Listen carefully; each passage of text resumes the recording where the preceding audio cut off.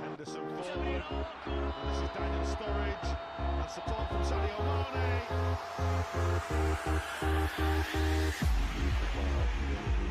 Bonsoir à tous les téléspectateurs de la DTV. On se retrouve encore une fois ci seen émission Team Inter. Quand on dit Team Inter, évidemment, on va parler du ballon rond, du football. Et pour ce soir, li nga xamante ne moom lañ nar a waxtaanee, on va revenir sur Lyon Express. Ismaïla Sarr dans le viseur des ténors anglais. Idrissa Gana Gueye, une confiance retrouvée. Sadio Mané, une saison à l'image de Liverpool. La minute débrief, renforcement du staff. Est-ce que la bonne formule pour sauver Aliou Cissé? Président de la Fédération sénégalaise de football, Augustin Senghor, doit-il enfin céder sa place? De toute façon, on va en discuter avec les invités qui sont sur le plateau.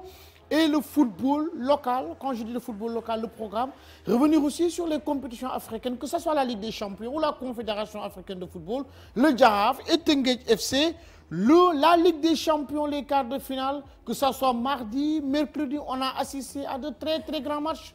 Le Real, un grand drop, le Real qui a battu le Liverpool de Sadio Mané et Manchester City de Pep Guardiola qui s'est imposé face à cette équipe de Erling Haaland. Et le mercredi, les Blues de Chelsea, ils ont repris avec Thomas Tuchel. Ça n'a rien à voir avec Frank Lampard. Et de l'autre côté, du côté de l'Alliance Arena, les joueurs de Mauricio Pochettino ont créé l'exploit. 2 ans que le Bayern de Munich n'avait pas perdu en Champions League. Et revenu sur le portrait du jour, Bruno Metsu. Il a porté cette équipe nationale du Sénégal en 2002, finaliste au Mali et quart de finaliste en Corée du Sud, Japon en 2002. On se souvient de cette très très belle génération de la bande à El Hadji Ousseynou Diouf, Khalilou Koulibaly, Khalilou Fadiga autant pour moi, Henri Camara, j'en passe, Amdi Moustapha Faye. Et pour terminer, le 11 de mai, sans pour autant oublier le temps additionnel. C'est tout de suite votre émission Team Inter.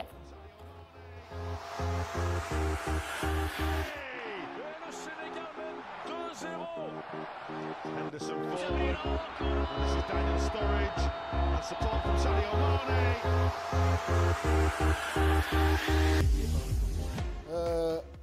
Bonsoir à tous les téléspectateurs encore une fois. Système bi suñu amee invité bees il faut ñu expliquer leen ko. Bon, avant de passer ci li nga xamante ne moom mooy Lyon Express, je vais présenter mes invités. Mais damay njëkk a commencer ci su ma nee Jean-François Domergue vers les années 88. Ou bien mieux, je dis l'actuel entraîneur de Lyon, en l'occurrence Rudi Garcia, passé par l'AS Roma et par l'Olympique de Marseille. C'est un partenaire là, je parle de Pape Fall. Pape Fall, bonsoir. Bonsoir Mbaye. maa ngi lay di bon je vous passe le bonjour le bonsoir, je passe le bonsoir à tout le monde, à toutes les personnes ici présentes sur ce plateau et puis ravi d'être tout simplement parmi vous. su ma nee SIB lan nga may wax. boo nee SIB ma ni ay années de gloire.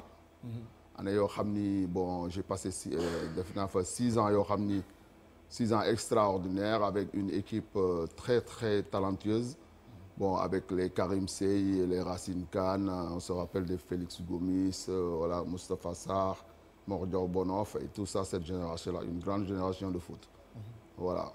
Mais dama seetlu suñu nee Pape Fall dañuy naan Caire 86 wala ñu ne SIB dañ la toftal ci loolu daal man il faudra que nga expliquer ma loolu quand ñi mi gisee sama statut bi dañ ma ne yaa ngi invité un latéral yaa ngi invité un excentré yaa ngi invité sax un milieu de terrain un footballeur complet daal. waaw mais loolu may li ko indi mooy que ñun on a eu une bonne formation ici au Sénégal. On a passé une bonne formation. Man j'ai été formé à la Jeanne d'Arc de Dakar. Je suis pas allé à la SIB comme ça. J'étais formé à la Jeanne d'Arc. Donc à cette période-là, on avait un championnat cadet, championnat junior et puis championnat espoir, bi ñu doon wax espoir, mooy de 23 ans yi. Donc par ce biais-là, on avait des grands formateurs yu mel ni ay Sarr Bandam, ay Jo Diop, ay Jacques Sadio, les ndeysaan Diak aussi bi nekkoon au Jaraaf là, le frère Alamine Diak bi newoon aussi un formateur au Jaraaf et puis il y avait les Pacha Papache bi newoon Dial Diop. Donc on avait d'excellents formateurs. Loolu moo taxoon vraiment xarañ bi ñu xarañoon c'est dû tout simplement à une formation bu ñu amoon boo xam ni voilà avec des grands formateurs yoo xam ni ça nous a permis de bon mais à la ICIB moom c'est bon. C'était l'équipe phare à cette année yooyu moo newoon équipe phare. Équipe phare bi nga xam ne moo newoon fii parce que c'était le seul club je crois ou 2 clubs professionnels yi nga xam ne moo amee fii au niveau du Sénégal. Donc on avait tout, bon on était logés, nourris, payés, voilà il y avait tout. Donc on était dans d'excellentes conditions qui fait qu'on avait une grande équipe. Bon, on était prêt à presque tout remporter ici au niveau du Sénégal. Caire 86, bon, ce fameux Caire 86 dont on parle, c'est tout simplement parce que, bon, parce que j'ai fait une grande Coupe d'Afrique des Nations, c'était ma première. Donc j'ai fait une grande Coupe d'Afrique des Nations, j'ai été nommé numéro 1 des latéraux d'Afrique, voilà, ce qui fait que par le biais de cette CAN-là, bon, je suis parti signer à l'Olympique de Marseille. xam naa loolu moo tax gars yi di rappelé toujours à Caire 86. président club la nag ñu gën ko xam ci jamono bu Fatick. Troisième vice-président de la Fédération sénégalaise de football le vice-président Mame Adama Ndour vice-président nuyu nañ la. maa ngi leen di fay du nuyu les spectateurs des TV yëpp di rafetlu émission bi di kontaan aussi ma nekk ak doyen Pape Fall parce que aussi ñun bu ñu nekkee xale ñu ko doon gis ci terrain bi wax dëgg yàlla di ko supporter. Merci beaucoup. di nuyu Mounir di kontaan ci émission bi. di wax ni ñi ngi xaar Tassirou Diallo grand Tass ñu ngi koy xaar xam naa il est en retard xam naa peut-être bouchon yi la mais l'émission ne peut pas attendre grand Tass heure boo ñëwee rek nga jël émission bi Mounir naka waaw salaamaaleykum Mbaye. mon ami Mounir. oui maa ngi nii de. naka jàppal bàyyi li ça va ngi ci kaw. ok bonsoir à tous. Bonsoir à tous les téléspectateurs. De la DTV c'est un plaisir aussi bokk plateau bi ak l'ancien international. Merci. man seetaanu ma ko. mais bande yu amoon ci Caire 86 Pape Fall ci côté droit bi ak déboulé yi vraiment loolu on s'en souvient. di nuyu aussi monsieur le président monsieur Ndour. bokk plateau bi ñu di xaar 90 minutes de football échange partage. D'accord échange et partage tout de suite Lyon Express.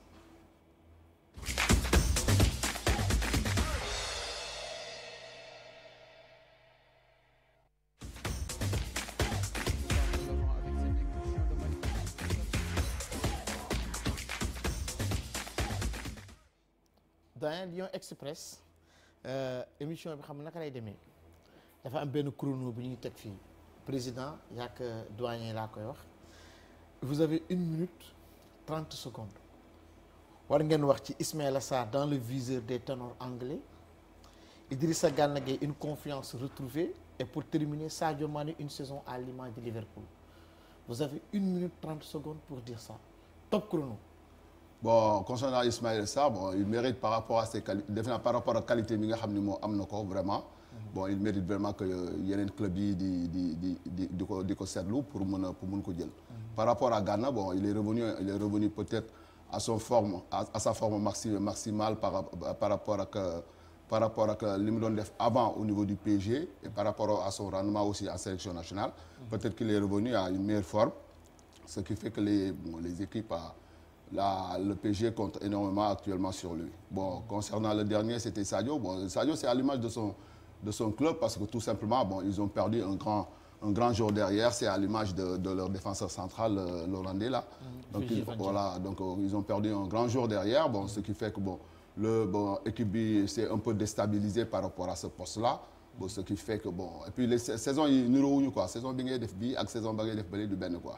Et puis à l'image de Liverpool cette année, je crois que tout simplement c'est tout simplement sur le plan défensif que ça manque. Et puis mooy le cas du capitaine là bi nga xam ni dafa gaañ. Non, il vous reste encore 32 secondes mun nga revenir ak ci Ismaïla Sarr par rapport. waaw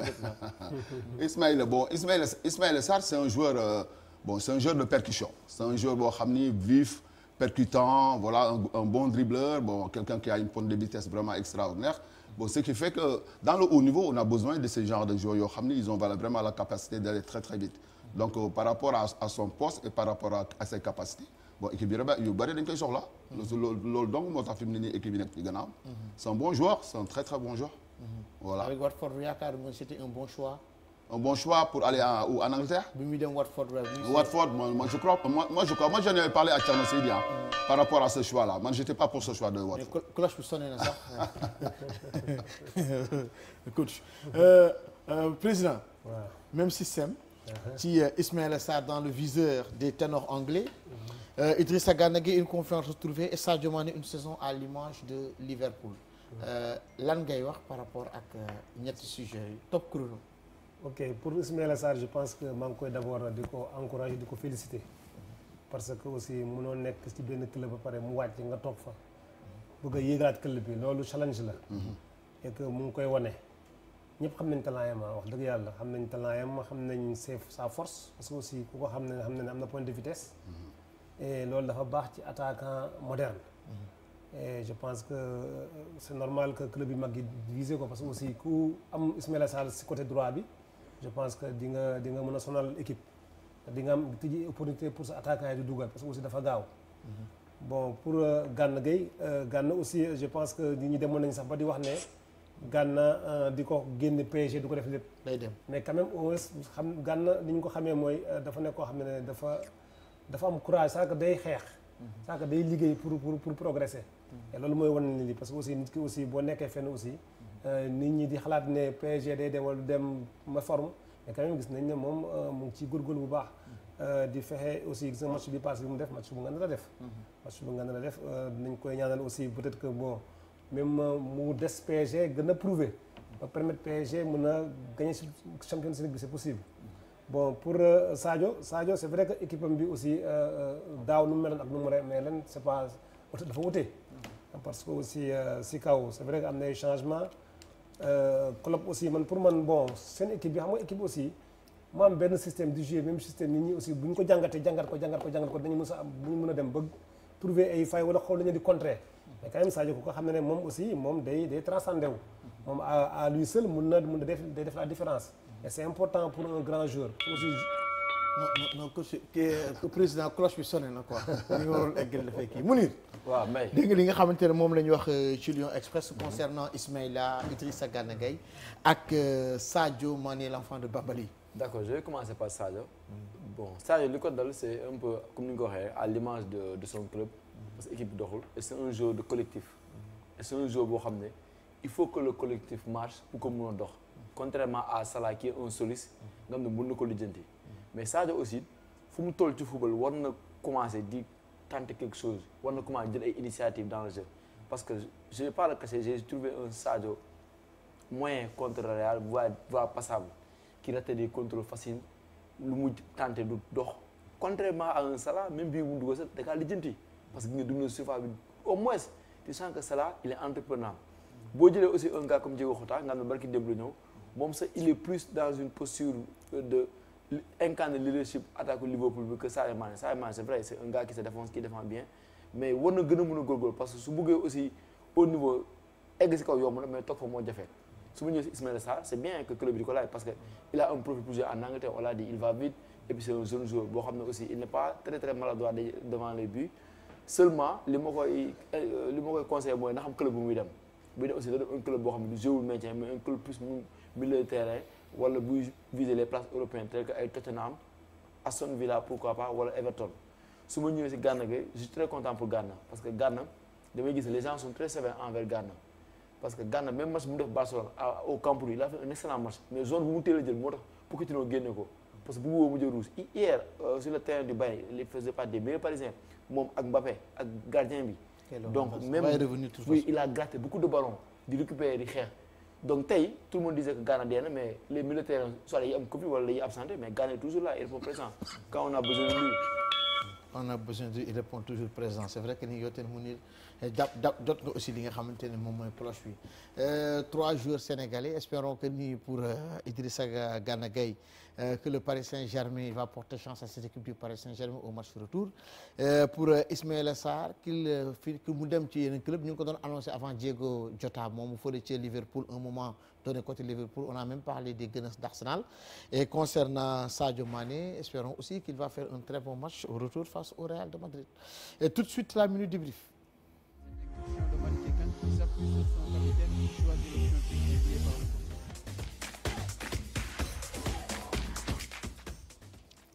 La minute débrief la ñuy waxtaan ci renforcement du staff de l'équipe nationale est-ce que la bonne formule pour sauver Aliou Cissé coach. La bonne formule mais kooku affaire boobu mi ngi dépendre ci Aliou c'est à Aliou de voir c'est pas aux autres de proposer à Aliou et que c'est les gens de dire ndax bonne formule wala bonne formule Aliou mooy xool au niveau de son entourage avec comment ni muy fonctionner est-ce que vraiment il a besoin d'avoir des gens yoo xam ne dañ koy ñëw épauler ko ou pas mais c'est à lui de voir mais c'est pas la question de demander aux gens si vraiment Aliou dañ ko war a épauler ou non même Aliou bu ñu ko bëggoon épauler te Aliou d'accord kenn du ko épauler donc choix boobu mi ngi dépendre ci Aliou moo naan man kat bëgg naa ñoo xam ne war nañ ñëw jàppale ma encore ci affaire bi parce que on a la coupe du monde à préparer on a aussi les éliminatoires qui arrivent bientôt au Cameroun. Mais quant à dire que mais vraiment est-ce qu'il y a le choix pour voir est-ce qu'il y a des gens qui doivent épauler Aliou, ça c'est le choix du sélectionneur Aliou, c'est à lui de décider. mais mais coach est-ce que foofu Aliou war na décider parce que Aliou tamit dañ ko dénk équipe. est-ce que du moo xam muy DTN bi wala su fekkante ne direction technique bi mënuñ koo taf-tafal kenn. que le président de la fédération comme moom moo ko employé ne kat nag bu baax jot na tak ñu booleeg Aliou Cissé ak kenn koo xamante ne bi dafay liggéey ak moom. waaw mais loolu mun na am mais loolu il faut que Aliou bëgg ko. Il faut que Aliou bëgg ko. Forcément il faut que Aliou Cissé bëgg ko. Non, il faut que Aliou bëgg ko mais attends mais un sélectionneur qui est en place. Tu peux pas le forcer à prendre quelqu'un d'autre pour le mettre à sa place. Pour le mettre ñëw koo xam ni da koy ñëw pour mottali ko loolu mënu am parce que le gars qui vient déjà il faudra qu'il soit d'une loyauté totale vis-à-vis du sélectionneur déjà de un loyauté bu ngand avec le sélectionneur pas venir pour mettre des coups derrière c'est pas bien ça d'accord donc il faut qu'une personne loyale léegi nag Aliou mooy xool ni nga vraiment il a cette personne loyale là pour ñu ñëw ko rajouter ko ci moom pour mu ñu ko dimbali ou pas voilà bu fekkee Aliou d'accord na loolu ñu indi keneen parce que loolu tamit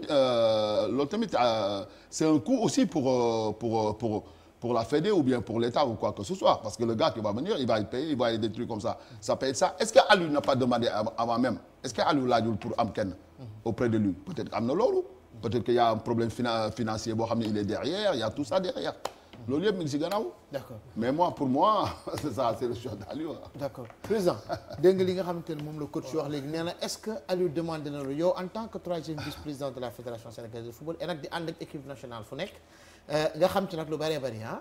peut-être Adama ci gën a mën a wax. voilà léegi est-ce que dégg nga li nga xamante ne moom la coach wax est-ce que Aliou a demandé à ce que ñu renforcer staff bi. oui ou non loolu mooy première question. non man pour man sax loolu du question oui ou non. parce que man li may wax mooy d'abord il faut que c'est vrai que def na ñaari match yi passé moo indi débat bi yëpp dem nii la Congo ñëw fi nii la Eswatini mais quand même avant ça aussi il faut ngeen xool ne dafa am lu ko waral parce que aussi boo xoolee Aliou dafa jógee finale Coupe d'Afrique ñëw ñu sumb qualification yi Aliou qualifié wu teel a qualifié wu face à ñan face à poulam rek amul face à ñan teel na qualifié poule bi dañ ko def teel na qualifié léegi nag mu des ñaari match te gis ngeen ñaari match yi man pour man ñaari match yi bu ngeen xoolee équipe bi dafa changé lu bari équipe bi changé lu bari am na joueurs yu bees am na aussi mu testé système am beneen système am parce que aussi entraîneur aussi il faut mu jéem parce que man pour man sax dafa am courage sax pour man am na courage parce que xam nga aussi man li may éviter mooy sax li may wax chaque jour ñu nekk sport bi parce que parfois relève dafay difficile boo xoolee génération yu jàlloon ñoom El Hadj Diouf ñoom Salif Diaw tout cela boo xoolee ñoom bu ñuy daanu équipe bi amutoon ay relève moo tax ñoom bu ñu daanoo dafa amaat kërë bu amaat kërë boo xam ne am na ay quelques années balaa ñu amaat équipe bu baax baax na aussi ñuy sóoraale relève indi booy bees ñuy dégg ne xam ne ñu ngi def de grands match seen dëkk ñu leen di booleeg ñii ñi nga xam ne ñii bu ñuy génn ñi di dugg loolu mooy tax continuité am c'est vrai que nag choix dafa métti man mi sax parfois Aliou day def ay choix ma gisee neneen te lu ma leer na moom aussi Aliou day déglu Aliou leer na ma ne day déglu loo wax dina déglu xam nga loolu dafa am solo. mais su déglu est-ce que dina ko jëfee. mais xam nga nag jëfee nag leneen man xam nga aussi nit ki aussi moom la ñu quelque soit alpha moom mooy décider. exactement moom mooy décider mën na déglu ku nekk mais moom mooy xelam moo koy tey mu décider lii. le dernier mot lui revient. ça aussi il faut ñu may ko. waaw mais xam nga président da nga wax lu am solo nee nga ñaari match yu mujj yi ñoom ñoo waral coow li. waaw mais match contre Maroc bi. jàpp nañ ni face au gros. ñu jàppee suppose gros entre guillemets d'Afrique. le Sénégal n'y arrive pas. waaw loolu dëgg la ma xanaa dëgg ma wax naa sa tantôt. waaw je termine président après nga jël face au gros il n'y arrive pas. gisuñu fond de jeu et depuis bi ñuy éliminer Sénégal quart de finale 2017 ba fële ca Gabon. ba tey les gens ñu ngi décrier loolu. kon jàpp ngeen ni yéen a ngi ñaari match yi rek la Aliou Cissé war a moo indi coow li. jàpp ngeen ni ñaari match yi rek. non du loolu sax xam nga man aussi li may expliquer mooy. c'est vrai que man mii ni ma la ko expliquer daal man des fois lu bëri ma ciy ànd damay ànd si choix yi. mais nag aussi pour dire vrai aussi li nga wax am na saa yu ñu dajee équipe yu mag aussi dañu am difficulté. loolu moom gis nañ ko lu bari saa yu ñu daje wala équipe bu nga xam ne équipe bu wàccee rek. saa yu moo am bloc bas dañu am difficulté. mais nag peut-être que loolu aussi moom dina en tant que sélectionneur dina ci jàngat wala mu gars yi conseillé ko ci loolu parce que aussi Aliou bu la wax il n'est pas bien parce que direction technique da nga fi te direction technique Sénégal xam nañ ne am na ay kàngam am na ay kàngam yi fa nekk te aussi ku nekk day joxe xalaatam. mais kàngam dañuy gisul sax ci yu bëree bëri. non kàngam yi ñu ngi joxe seen xam nga Yacine Mar xam nga nag ku la wax ne moom mu ngi am na staff bu ngand foofu noonu dañuy joxe seen xalaat wax dëgg yàlla dañuy joxe seen xalaat mais nag dañuy wax suñu dëgg aussi Aliou mooy décider. d'accord ça aussi il faut ñu may ko. moom mooy li Adama wax Adama li mu wax.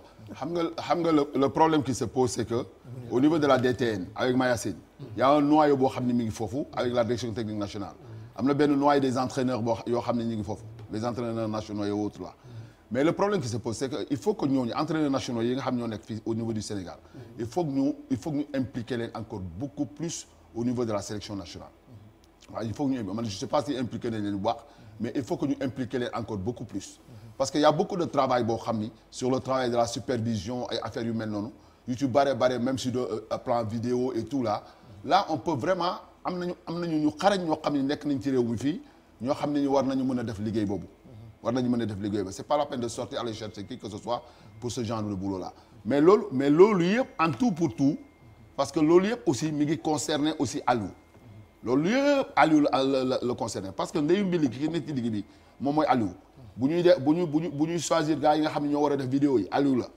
bu ñuy choisir ñoo xam ne dañuy war a dem superviser. choisir ses proches collaborateurs. exactement ses proches collaborateurs ñi nga xam ne am na confiance yu ñooñu lay mën a jël pour yóbbu leen pour ñu def liggéey boobu mais nag le problème qui se pose c'est que il est temps que ñu ay gars yoo xam ne vraiment xarañ nañ ci affaire bi pour ñu mën a xool naka la ñu mën a régler problème bu une fois pour toutes parce que la CAN là qui arrive il va falloir qu'on aille gagner ça au Cameroun. donc il faut qu'on rassemble les forces vives yi nga xam ni ñëpp bokk nañ ci ñoo xam ni vraiment forces vives yi nga xam ni mën nañ vraiment apporter leur contribution au niveau de la sélection pour ñu mën a xool naka la ñuy gagner affaire bi. parce que affaire bi affaire réew mi la. d'accord maa ngi ñëw ci yow léegi Mounir. bon Mbaye man moom dama am jaaxle quoi parce que su ma gisee événement yi nu muy tourné nii damay jaaxle te damay tiit je vais pas le cacher lu tax may jaaxle damay tiit mooy pour man instant ce serait maladroit maanaam dina jeng nga di nit ne Aliou Cissé liggéey la kii. parce que j'ai cru savoir que Aliou Cissé bu mu defee rapport am au sortir de la CAN 2019 bi Algérie gagné dafa ne il a besoin d'un support technique mais le problème qui se pose mooy dans le cadre de la supervision Aliou Cissé ak Youssouf Dabo mais mosuñu réeroo Youssouf Dabo est près de Aliou Cissé depuis la coupe du monde en Russie xaw ma ndax depuis la coupe d'Afrique depuis la coupe Gabon sax mu ngi foofu waaw donc day dem di ko superviser di ko rendre compte donc côté boobu noonu je peux dire que réeroo wuñu te Youssouf Dabo n'est pas n'importe qui donc aujourd'hui qu'on dise que Aliou Cissé dafa soxla support wala mais kooku c'est un support de taille maintenant le problème qui se pose est-ce que cette personne est impliquée davantage est-ce que cette personne est impliquée à telle enseigne que lu muy wax dinañ ko tenir en compte beneen bi mooy damaa tiit bi ma gisee Mayacine Mar ne bu mos a xuloo ak Aliou Cissé si football fond de jeu équipe nationale ñu ne ko pourquoi mu ne parce que c'est aux joueurs d'animer le football c'est aux joueurs d'animer le jeu mais ça c'est grave une directeur technique qui dit ça Sénégal yëpp yaakaar la tu es la personnalité la plus tu es le boss de Aliou Cissé nga génn ngay def sortie boobu ak fi dëkk bi toll ak fi football Sénégal toll ak bu ñu soxlaa CAN 2022 bi loolu je pense c'est très mal et ça en dit long et qui est Mayacine Mar Mayacine Mar est cette personne bi nga xam ne Aliou Cissé buy joxe rapport am da ko tëb dem jox ko le président de la fédération loolu tam fii lañu fekk donc moom est-ce que aussi li ñuy wax aussi da ko arrangé il est là excusez-moi du terme pour les voyages pour les frais d'hôtel nekk au sein de l'équipe nationale mais liggéeyam en tant que tel def ko fu may daanale mooy dafa am benn affaire bu am Aliou Cissé le connaissant tempérament nu mu mel c'est un gars qui est têtu c'est bon un entraîneur il est têtu parce que il doit mourir avec ses idées muy Guardiola muy Bielsa ils sont tous comme ça boo ko indilee nit teg ko ci wetam te moom nit kooku noonu par exemple déggoowuñu wala demeewul nu mu war a demee est-ce que Aliou Cissé dina ko déglu loolu c'est très important et ndir boobu kan lay nekk parce que n'oubliez pas que Aliou Cissé a choisi Régis Bogar mu nekk adjoint sans oublier que aussi l'analyse vidéo là mooy naar boobu ñëw il paraît que naar boobu ak Régis Bogar déggoowuñu loolu c'est des choses yoo xam ne en interne war nañu ko lijjanti parce que naar bi il est mu yem si liggéeyam day dugg ba ci biir terrain bi su ko Régis Bogar war def liggéeyam mu koy empêcher mu def liggéeyam donc on a vu des sorties médiatiques ay journalistes yoo xam ne ils sont très proches de l'équipe nationale du Sénégal wax loolu donc tout ce climat là autour de l'équipe nationale du Sénégal tax na man tey ma gëm ne c'est pas le moment ñu koy indi kenn moom kay moom mission CAN 2022 la am ñi fa nekk nañu gën a góorgóorlu rek mooy déteen beeg yooyu ñu bàyyi ko mu dem ma loolu laa gis président waaw bon c'est vrai que wax na waxi rapport yi dama bëggoon wax foofu rek xam nga aussi Aliou Cissé moom même bu defee rapport am directeur technique aussi day def rapport parce que aussi Aliou Augustin war na mën a jox rapport Augustin pour man loolu amul problème parce que aussi boo ko joxee aussi dina xam lekk ci rapport parce que nañ toog comme si waxtaan si président dëgguma la mais le problème qui se pose mooy lan moo tax directeur technique di découvrir rapport bi en même temps que la presse c'est ça en fait le problème parce que waxtaan ni néeg la waaw mais xam nga moo tax ma ne la c'est-à-dire que waxtaan ni néeg xam nga aussi Aliou lu muy def ak lu muy bind ak lu muy def moom la incombé directeur technique bi lu mu mën rek moom aussi ñu discuter ñu waxtaan ñun xam nga mu jox ko ay schéma mu wax ko xalaatam mais Aliou moom moo nekk si terrain bi moom mooy tànn joueur moom mooy teg schéma yam mais t'es d'accord ñu xam loolu aussi léegi président man benn question laa lay laaj balaa maa ñëw ci coach yow président de club nga tey sa entraîneur tey am na directeur am nga sa directeur sportif sa équipe non awma directeur sportif mais awma directeur sportif d'accord mais kan moo topp ci entraîneur bi sa équipe entraîneur bi man président bi waaw maa ci topp waaw parce que aussi entraîneur bi man wax li ma sama entraîneur moom dafa leer nañ déglu ma rek parce que aussi ñun ñëpp xam nga fii ñun président yi lu mu dee xam nañu football d'accord bien vrai que pratiquer nañu ko peut-être que eggul niveau yi mais quand même man sama entraîneur lu leer laa ko chaque jour man dina lu mu def dinaa ci am sa xalaat dinaa ko déglu d'accord man booy balaa ngaa dem match wala nga def dara dama lay oo téléphone ñu waxtaan nga wax ma sax xalaat wax ma li ngay classé wax ma dara bu paree match bu jeexee 24 heures après ma déglu la parce que aussi dama bëgg wax ma xam ndax kii lu muy wax ndax cohérent na xam nga dafa am solo loolu nag mais nag aussi man li ma ko mën a wax rek mooy lii war nga ko def wala lii war nga def ko sama orientation mais moom mooy décider kon yow sa entraîneur directement yow yaay wax ak moom parce que su ma koy dàq si décision bi laa koy dàqee su ma ko nee defal ma lii wala defal ma lii su ma ko dàqee kon kon dafa mel ne maa ko dàqul sama bopp moo dama koy bàyyi mu def lu muy def lépp lu muy def nee naa ko man saxoon na ko chaque jour dama koy ne man lépp lu ma la wax jàppale sama xalaat laa lay wax mais yaay décider parce que su ma lay dàq ëllëg sa décision laa lay dàqee d'accord voilà coach man je pense que ni ci football hiérarchiquement on a mis une structure boo xam te nii lay tëddee tey j'ai vu que je prends un exemple basique quand Servinho bu ko Juninho indee Lyon on a vu que ni bu résultat Lyon yi doxalee Horace a dit directement à Juninho il faudrait que nga jël ses responsabilités. Bien sûr. Et c'est là où le directeur sportif ou le manager général en quelque sorte doit parler ak l'entraîneur, prendre des décisions et rendre compte au président. man dama yaakaar ni structure bi noonu la war a cheminer wu. mais warul demee ni que président bi war a agir directement ou entraîneur bi su amee lu mu wax day jàll directement dañuy wax jikko ko.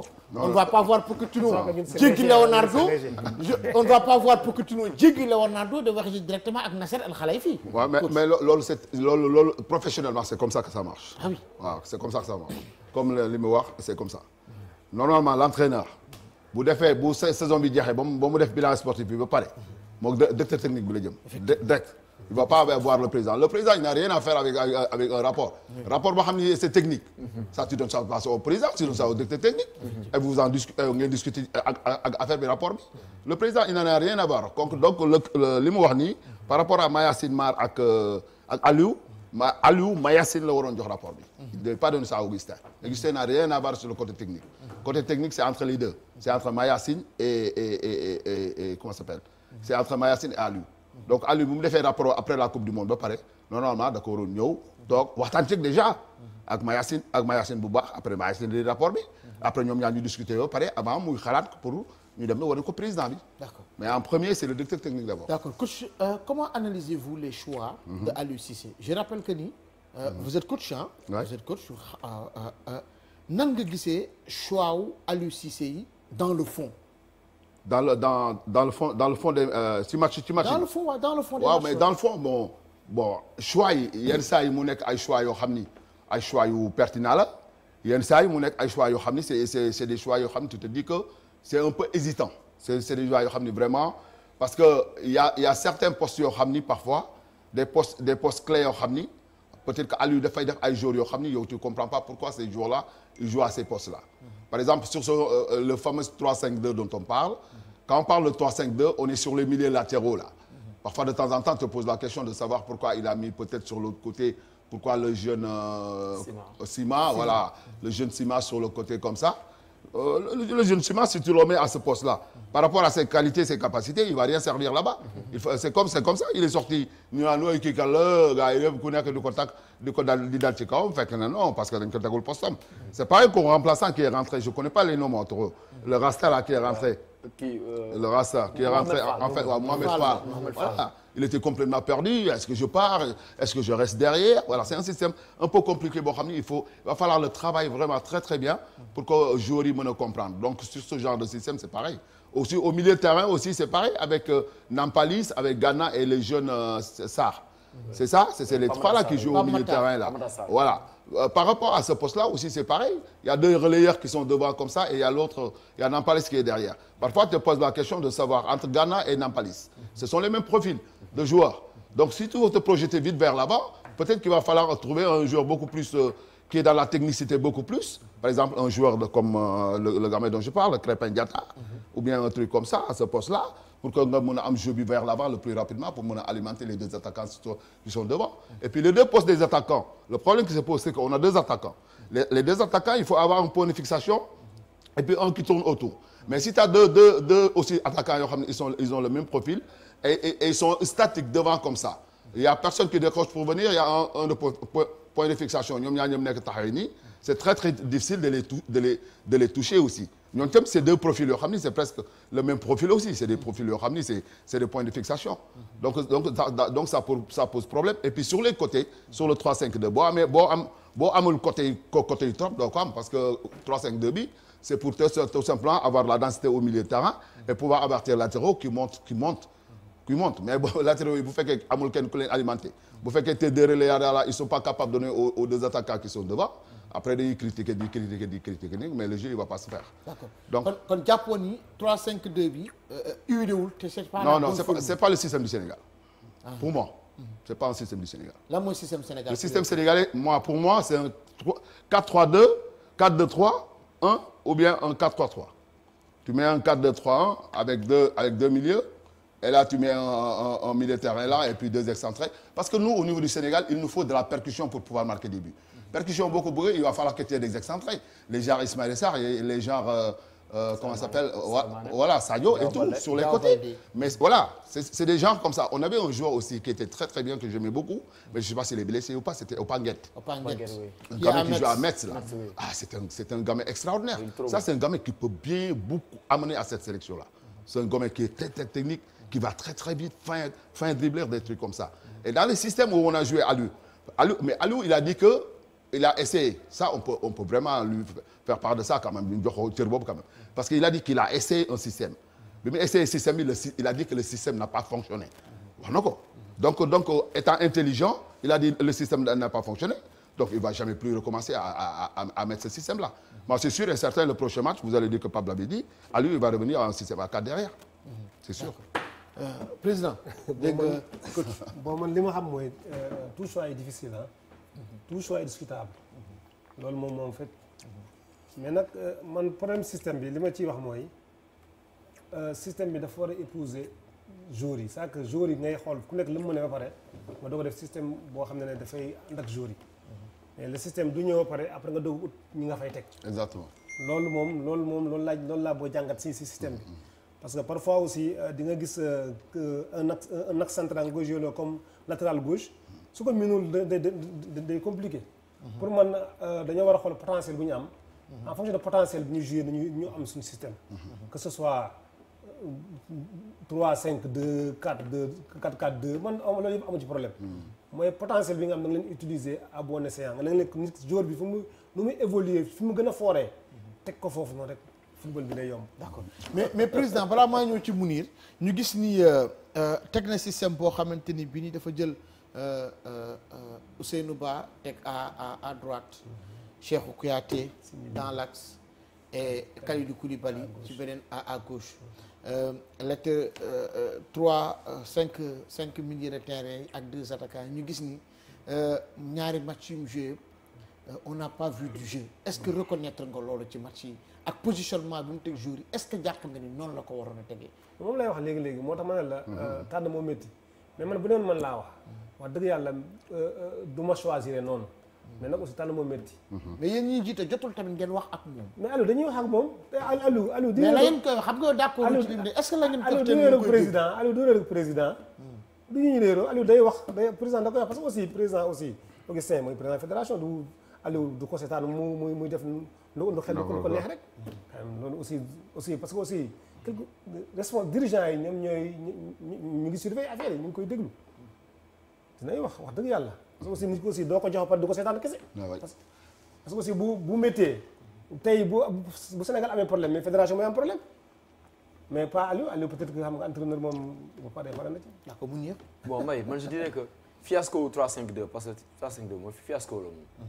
parce que muy Congo jour nañu match bi amuñu tir cadré parce que bal bi da si baa bi du tir cadré ak Eswatini ñu égaliser miraculeusement ñu war a wax aussi arbitre bi jërëjëf woon tas match bi yàgg tasu ko ba Sénégal égaliser donc fiasco 3-5-2 bi lu baax la tax lu baax la parce que dañu dem si échéance am importance da ngay jouer contre Togo jouer contre Congo éliminatoire coupe du monde des 2 premières journées au mois de juin juste après la fin du championnat des championnats donc ñu 3-5-2 bi doxul monsieur Fall mu ngi wax sànq day tax ñu xam ñun fu ñu jëm parce que mbay tey dafa am loo xam ne dafa am solo nga jigéen buy togg yow mi nga xamoo togg si boo duggee si waañ bi boo xoolee lu mun yow si pañe bi rek di nga xam ne kii lan lay togg xam nga mënoo yor gerte yor ndawal yor ay légumes nga ñëw naan noonu kii ceeb jël lay togg kooku maafe lay togg wala suluxu parce que loolu la gën a jege kon tey sont les autres dont tu disposes ñoom ñoo war a motiver. choix bi nga teg. mais on a des joueurs vélos sur les côtés. Exact. On a Sadio Mané on a Diao Baldé on a Krépin qui joue sur le côté. On a Boulaye Dia Ismaïla Sarr. C'est les joueurs de percussion. Exact. léegi nga am benn ay attaquants yoo xam ne c'est des neuf de fixation am nga Famara Diédhiou am nga Boy Sima am nga Mbaye Diagne am nga attaquant Habib Diallo attaquant Ibrahima Niane mi blessé Ibrahima Niane ak Boulaye Dia bi nga mun na tourner. nga am ay militaires yoo xam ne kii mu ngi koy sànq am nga militaires yoo xam ne ils peuvent être des militaires défensifs direct comme les militaires relayeurs. C'est le cas de Gana c'est le cas de Pan c'est le cas de Krépin Pape Matar Sarr luy ut si ay 3-5-2 pour lan soxla woo. et des latéraux yoo xam ne qui ont été primés des latéraux yu gën a baax ci en Afrique. Lamine Gassama mais defal 4-4-2 wala 4-3-3 wala 4-2-3-1 mu simple nga teg Koulibaly ak kenn ko koy boole défense bi nga jël Abdou Diallo soit wala Ballo Touré nga yóbbu ko à gauche à droite nga teg Sabaly mais c'est simple de classer cette équipe parce que tey les gens parlent d'un plan B mais Mbaye balaa plan B di wax mais plan A bi ñoragul yow sa 4-3-3 leerul sa 4-2-3-1 leerul sa 4-4-2 leerul luy wut si ay 3-5-2 mais alhamdulilah bu ngi ko essayé des matchs yoo xam ne qui comptaient pour du beurre parce que on était qualifié depuis la 4e journée mu ngi koy sànq donc na ko essayé fii doxul ñëpp dal nañ si kawam j'espère qu'il est conscient doxul et que Mayacine Mar aussi na sol costume DTN parce que un DTN ne doit pas parler comme ça. D'accord. Un DTN qui dit que coach bi c'est pas à lui de changer l'animation du jeu je suis désolé DTN tu es passé à côté. D'accord loolu waroon nekk sa wax. D'accord xam naa dinañ ko fi jéem a dalal sax ki nga xamante ni moom mooy DTN Mayacine Mar que nous saluons au passage. Tout de suite le programme de la 13e journée du championnat national de Ligue 1. Brilliant from Sadio Mané. Le Sénégal mène 2-0. Henderson Daniel Sturridge. Le programme de la Ligue 1 sénégalaise et de la Ligue 2 samedi on aura Dakar Sacré-Cœur Mbour Petite Côte Seneps Diamba Casa Sport Douane Stade de Mbour Union Sportive de Gorée Génération Foot Ndiambour AS Pikine Teungueth FC et NGB qui reçoit le Jaraaf de Dakar. Et concernant la Ligue 2 la 13e journée toujours Demba Diop Guédiawaye FC EJ Fatick Thiès FC Amitié qui va recevoir le club du président Mame Adama Ndour Jamono bu Fatick Africa di daje ak Renaissance le Dakar Université Club di daje ak Port Linguère Keur Madior et pour terminer l'Union Sportive de Ouakam di daje équipe bi nga xamante ni moom mooy Sonacos. Je rappelle que ni wax naa ko léegi nii les deux équipes yi nga xamante ni bii ñoom ñoo représenté woon Sénégal benn bi Ligue des Champions muy Teungueth FC ak Jaraaf de Dakar du Coupe CAF joué nañu ci li nga xamante ni moom mooy seen match yi dañuy dem jëli les résultats ak ki nga xamante ni moom mooy Souleymane Diagne tout de suite les matchs Coupe africaine le résumé.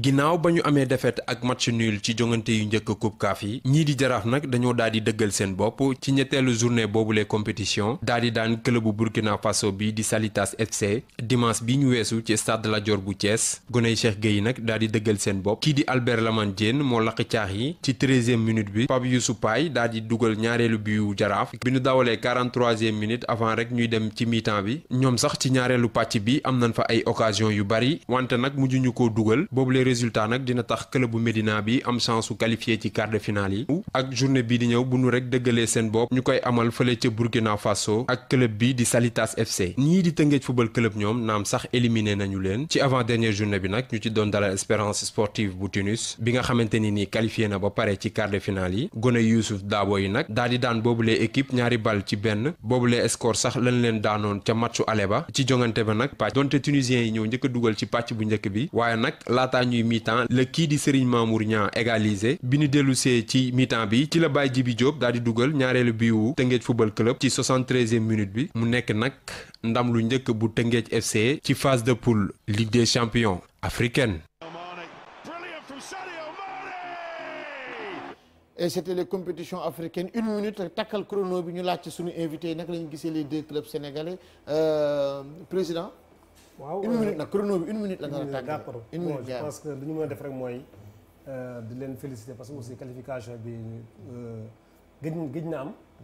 muy Jaraaf ak Tëngéej FC et que c'est vrai que Tëngéej FC si njàngat la nekk nañu ko ñaanal aussi peut-être que prochainement aussi bu demaatee mu def lu ëpp lii parce que aussi baax na dina baax suñu championnat bi bon bu nekkee Jaraaf aussi mu ngi ci course bi ba léegi ñoom aussi dañ leen di ñaanal aussi ñoom tamit ñu gën a góorgóorlu pour génn pour jël paie wala ñu jël seen poule c'est dina important na permettre aussi parce que aussi nu ñuy qualifier rek Sénégal nu ñu gën a avancé Sénégal di teg yeneen équipe bi gën a bari parce que aussi nombre bi di gën a bari parce que peut-être que ren kenn lañu am fii beneen fii déwén mën nañu am ñaar wala ñett xam nga dina permettre aussi suñu deuxième troisième yi mën na qualifier si phase africaine yi c'est important et ñu ngi leen di sant di leen encourager pour ñu wax dëgg yàlla ñu gën a góorgóorlu te nga aussi peut-être prochainement aussi yàlla dimbale leen ñu gën a taxaw wala beneen équipe bu mën a génn aussi parce que aussi c'est pas sûr que mooy jël paie parce que aussi quand même expérience bi na ci baax.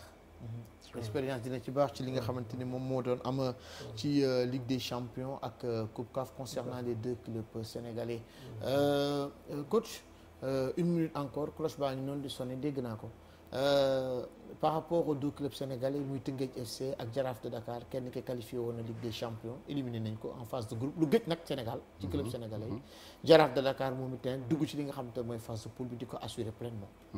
Il faut les encourager il faut ñu encourager leen bu baax a baax a baax parce que le fait que bon à chaque fois que bu ñu daal daawoon dem ci genre compétition yi dañ daawoon gaaw a toog léegi bon ñu ngi ciy sori noonu il faudra tout simplement que ñu encourager booy bu baax a baax a baax et puis encourager le président des clubs Cheikh Ahmed Tidiane Seck mooy président Jaraaf ak encourager le président de Tëngéej. Ndiaye Babacar. voilà Babacar. qui ont mis xam naa énormément de moyens pour que vraiment équipe bi tolloo fi ñu toll ça se voit que ni ci logistique bi il va falloir encore travailler beaucoup plus sur la logistique loolu dafa am importance xam naa ni ci loolu la ñu gën a féetu parce que Youssou Dabo dafa féete ci affaire boobu bu bare et puis côté finance bi encore aussi avec des mécènes comme Chiar comme le président de Tëngéej ils ont mis beaucoup de moyens financiers ce qui a permis à l'équipe d'aller plus haut le football maintenant mbay c'est des moyens faut nga am ay moyens financiers yu dëgër pour mën a dem sinon c'est pas possible bon les gens ils ont beaucoup investi et puis xam nga Tëngéej aussi c'est un club de club bu ville genre quartier yooyu genre kii yooyu ñooñu voilà ils ont vraiment de l'engagement et tout. cloche bi sonal na la quoi. Mounir. waaw Tëngéej FC Jaraaf de Dakar. dégg li nga xam te ne moom la coach wax ak président. waaw li ñu wax mooy dëgg rek. moyen kii présence par rapport aux autres clubs sénégalais. waaw suñu club bi ñu ngi màgg.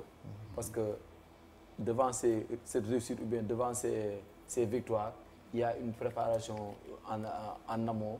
sur le plan logistique boo xam ne dafa metti. exactement parce que Jaraaf dañu def ba Zimbabwe dernier tour qualificatif yi donc Jaraaf aussi doon na keroog Salitas bu Burkina 2-0 match bu metti la woon match bu ñëpp doon xaar Salitas du équipe bu ndaw donc voilà Jaraaf est toujours en cours pour def beneen phase bi Tëngéej FC moom bien que toog na mais ils ont 4 points donc c'est une bonne chose ils n'ont pas été ridicules donc dañuy jàng pour une première participation c'est très bien nga dem def la phase de poule loo xam ne gën na am Sénégal donc nañu continuer jàng et que aussi ça va servir de leçon aux d'autres clubs à d'autres clubs sénégalais qui vont venir ou bien qui vont venir nous représenter peut-être les années qui vont venir c'est très important parce que logistique organisation dafa bokk ci football maa ngi fàttali Sénégal ay jamono équipe nationale li ñu daan gën a sonal loolu la day am problème bon et puis c'est vrai que maintenant on a dépassé ça donc loolu bu depuis que ci club bi rek on dit alhamdulilah. magistère ñoom Augustin la xam naa moo tax ñu dépassé ko. c'est possible. toujours la minute débrief dañuy dugg nag ci li nga xamante ne bi moom laa doon waxee léegi nii moom mooy la présidence de la fédération sénégalaise de football Augustin doit-il enfin céder sa place oui ou non minute débrief la doon dañuy tàggat waxtaan bi je rappelle que ni maam Adama Ndour c'est une question pour tout le monde ah pour tout le monde de toute façon dañuy camper débat bi waxtaanaat ci loolu président ñu déggoon benn moment là il y a même pas longtemps d'ailleurs même bi nga def déclaration ñu ngi daje Rabat ma daje ak yow ci coulisse hôtel bi dama la ni président sorti bi rëy na de mais par rapport ak la présidence de Augustin Senghor ci li nga xamante ni moom mooy mandat bi di ñëw ak élection yi yow jàpp nga ni président Augustin Senghor dafa war a continuer wala li mu waxoon daf ko war a def mooy c'est mon second et dernier mandat. bon foofu lu ma ci bëggoon wax d'abord mooy di ko féliciter di féliciter Sénégal yëpp di si jiital président de la République son excellence Macky Sall nga xam ne aussi ils étaient tous impliqués ci élection CAF yooyu noonu fi mu nekk nii bu ñëwaatee ci présidence fédération man jàpp naa ne Augustin dafa war a planter waat. Pourquoi? Parce que Augustin côté bilan xam ngeen ne football bi fi mu nekk nii dal na. football bi amul benn problème ñu ngi compétir déggoo coow pour deuxièmement aussi xam nga pour man association la ñu yore bu ñu nekk ci association amul limitation de mandat te lu gën ci football bi nga am koo xam ne mu ngi ci kaw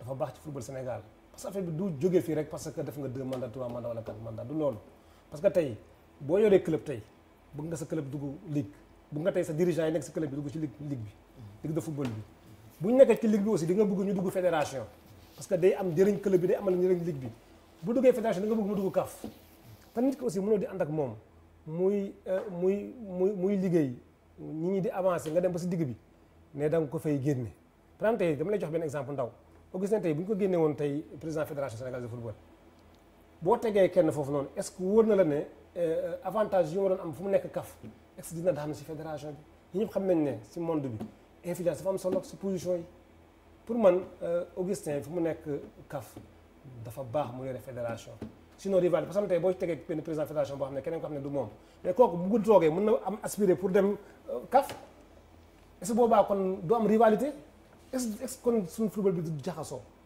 yaakaar gën nag président loolu moo war a jaxase suñu football. non mais attends parce que aussi man je me suis dit nit ki aussi luñ dañ ko xam nga doo nit ki association lañ nekk nit ki buy progresser ci association yi nga xam ne day amal njëriñ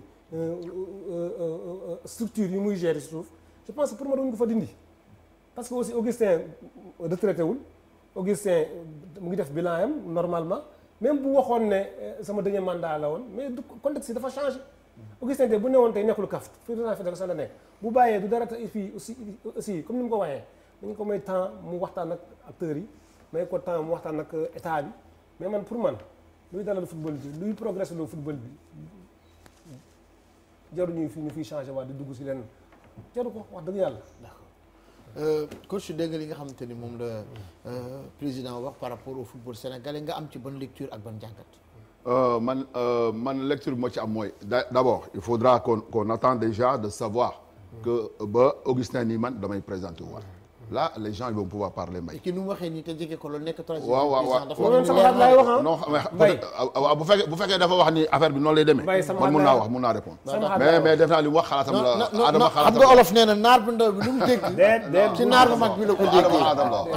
xalaatam la non sa position dafa leer président xam nga ni nga waxee nii mooy. sama position dafa leer waaw même xam nga man ci lan lay dugg man du ma dugg par rapport ak li Adama wax. man je rentre par rapport au président de la CAF. man je suis pas d'accord pour le retrait de la candidature de Augustin au niveau de la CAF. Pourquoi? Parce que Augustin c'était l'homme idéal pour prendre la confédération là. L'homme idéal parmi les 4 yi nga xam ne ñoom ñoo représenté woon Augustin moo ci gënoon apte pour mun a jël la comment ça s'appelle la confédération africaine pour dem diriger confédération africaine bi mais le problème qui se pose c'est que loolu il faut que nit ñi wax ko tey il faudra pas que il y a 54 fédérations yoo xam ni ñoo représenter le football africain la CAF 54 fédérations on ne peut pas se permettre du jour au lendemain ñu jékki-jékki rek comme étonnement bi am jékki-jékki avec tout ce que les Sénégalais ont fait jéem a xool naka la ñuy jàppale Augustin pour mu dem jëlee affaire yu fële indi Sénégal ndam gi indi ko Sénégal ñu jékki-jékki rek dégg ay gars yu démissionné à gauche à droite là ku nekk naan retenir na candidature retenir non attends mais c'est pas possible bu fekkee yow am nga sa projet boo xam ne yow présenté ko projet bi nii lay demee nga toog ba au dernier moment après tu démissionnes tu dis maintenant je cède la place à quelqu'un d'autre parce que tout simplement il y a Infantino qui est derrière et qui vient nous dire que yéen ñun suñu football ñun ñoo koy diriger ce sont les Africains c'est pas Infantino de diriger ce football là ou bien de dire que c'est Motsepe qui va être le président de la CAF du moom moo koy wax c'est pas là lui c'est à nous de choisir notre propre président de confédération mais là la personne qui est là Motsepe là c'est pas l'Afrique qui l'a choisi ça c'est Infantino qui l'a mis en place ça on devait jamais l'accepter le problème ça c'est un gros problème man loolu ça m'a vraiment fâché ça m'a remonté mais grave parce que c'est pas possible. D'accord. Non loolu c'est pas bien. Vraiment c'est pas bien. président dégg nga li nga xam te ne moom la kii balaa ñoo ñëw ci Mounir. waaw dégg naa lu mu wax bon c'est vrai que bon position am la mais quand même aussi nit ki aussi booy parce que aussi am nga ñëpp xam nga wax nañ ko c'est que Augustin wax na ko sax ñëpp moo koy wax c'est que il faut que ñu fédérer football africain bi. maanaam tey ku nekk am na sa programme mais suñu dajalee programme yëpp ba dajalee ko nag ñu waxtaan seen biir. ba génne ne kii mooy jiite. ñun ñu topp ci c'est pour l'intérêt du football africain. man pour man loolu laa jàpp. waaw mais ñi di wax nag ni Gianni Infantino daf ci def loxoom ba mu. non mais Adama pourquoi ils ont mis Motsepe. mais parce que aussi ñoom ñoo consensus la xam nga aussi man pour man aussi consensus la xam nga man pour man affaire yi jarul passé na sax mais quand même xëy na peut-être que est-ce que bu ñu demoon élection dina demee nii est-ce que mënoon dem élection mënoon ñu gagné. non duñ perdre. non c'était possible. non duñ élection moom doyen élection boo def élection xamoo lu fay xew te bu ñu gagné woon tey division am fii mënoon na indi yeneen relents yoo xam ne mënoon sax impact si football Sénégal mais comme que consensus am na waxtaan nañ seen biir ñu nar a dérouler programme boo xam ne day jëmale football africain kanam mais loolu c'est positif. waaw mais Adama donc gars yi bi ñuy réunir ñoom. le gars le plus apte à diriger cette CAF là cette confédération là c'est Motsepe. xam nga du question que le plus apte xam nga yow pour yow Augustin moo apte mais boo demee tey sud africain dañu ne Motsepe moo apte. non boo demee si Mauritanie dañu ne Mauritanie bi yëpp moo apte xam nga affaire yi pour man du foofu pour man parce que aussi nañu wax aussi même FIFA aussi moo chapeauté football bi yëpp. mais moo teg ki fi nekk de. non moo ko teg mais africain ñoo voté africain ñoo gis. non les africains n'ont rien voté. non nangu ma lool man nangu ma lool man daa ko ma lool les africains n'ont rien voté. bay africains yi voté wuñu dara. africain ñoo ko nangu. ñoo ko nangu d'accord. voilà ñoo ko nangu mais parce que ñoo nangu mu jiite leen. parce que ñoo mais nangu boobu nag mooy parce que moom la ñu voté mais man pour man loolu consensus dañuy bëgg a fédérer CAF. dafa nga xam ne ñëpp ñu bokk xalaat bokk fu ñuy dóoree. xam nga loolu man pour man c'est positif. waaw mais fédéré bi Augustin moo ko gënoon man. waaw mun na gën a mën mais tam bu nekkee ne mënu ko. je rappelle que ni man de ma gënal tey Augustin nekk président CAF. man moo ma gënal wax dëgg yàlla. je rappelle que ni maa kii vice président je rappelle que ni ñu ngi xaar El Hadj Diouf en Zoom. su fekkante ne mun nañ koo am mu xool naka lañ koy yónnee lien bi. mu mun a cliquer ci lien bi mun a dugg ak Ababacar Tounkara aussi ñu ngi leen di xaar en Zoom. El Hadj Diouf international sénégalais ñu ngi xool naka lay jéem a duggee moom itam mu bokk ci waxtaan bi on l'attend su fekkante ne mun na cliquer ci li nga xam te ne moom mooy lien Zoom bi. Mounir dégg nga li nga xam te ne moom la président wax et moom sa position dégg nañ ko ci xalaat nañ ko ci on dirait que tu es en phase ak coach. man moom Pafal. je suis en phase avec monsieur Pafal parce que Motsepe c'est le seul parmi les candidats qui n'était pas dans le comité exécutif de la CAF. Donc je peux dire que Motsepe c'est une personne étrangère bu ñëw ñu jox ko CAF bi Motsepe bu demoo élection man xaw ma kan mooy gagné de mais du Motsepe mooy gagné et man dama compte aussi le protocole. Tu es dans le secret des dieux. Non, Motsepe il n'est pas dans le comité exécutif de la CAF. Et que aussi il y avait des rumeurs comme quoi bon il y a pas de fumée sans feu mais il y avait des rumeurs comme quoi Motsepe ce n'était pas c'était une personne non grata. Parce que Motsepe si Infantino était sûr que Motsepe était gagné mais Infantino du teg ay protocole. Exact. Loolu aussi mbay c'est très important. Infantino bu amoon lu ko leen Motsepe mooy jaar élection du teg ay protocole di jaar Sénégal di jaar ay Algérie di ñu jaaj c'est pas grave nañu jàll. Donc mbay mais ñu am nañu information capitale parce que président lu mu wax ni président vient de vendre la mèche. Donc Augustin va se présenter encore. lu mu wax nii non. du doon borom xel. man sama compréhension sama compréhension man en tant que xalaat laay wax grand. l'un des vice-présidents c'est le meilleur candidat. l'un des proches collaborateurs jàpp nga ni Augustin c'est le meilleur candidat. pour mu remplir mooy baax ci football bi jàpp naa. léegi man football Sénégal. fu muy ñëw président waaw Talla Fall bi mu fi toogee semaine dernière waxul loolu de. léegi man président Lamar aussi waxul loolu de bi mu fi toogee. waaw bu leen nee xam nga aussi man pour man jóge la ma toog fii nañu bàyyi loolu. c'est-à-dire que nañu xool lu jëmale kanam te aussi ñoom ñëpp c'est des acteurs du football.